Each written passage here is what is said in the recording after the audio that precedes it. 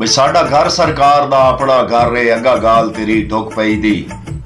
ਉਹ ਤੇਰਾ ਫਰਜ਼ ਆ ਖਬਰ ਤਲਈ ਰੱਖਣੀ, ਸ਼ੋਦੀ ਜ਼ਿੰਦਗੀ ਲੋੜ ਪੁੜ ਗਈ ਦੀ। तो लोको चारी वास्ते मार के फेरा डक हासड़ वंज मुल्खई दी।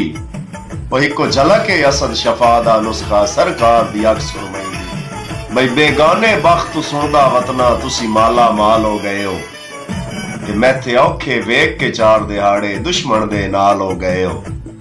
ते सारे घाटे असद गरीब नू दे के कहंदे बईवाल हो गए हो।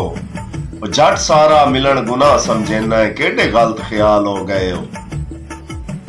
भाई बीमार को दे दीदार दा नुस्खा है काबिल कदर तबीबे, ते मैडी कुटिया ताई तकलीफ करन दी कर जल्दी काई तरकीबे।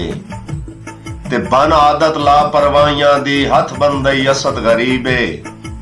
भाई हुण जब अपने ता बच सकना, नहीं ता बिल्कुल मौत करीबे। भाई तेरी वजह तू हो मशहूर गया बदनाम तेरी बस्ती विच, ते तू सजन भी उल्टा गुमराह ना नवे सजना दी मस्ती विच। ते वदा कहिंदा वक्त पुजेंदा है मेरा वेख के हथ पस्ती विच।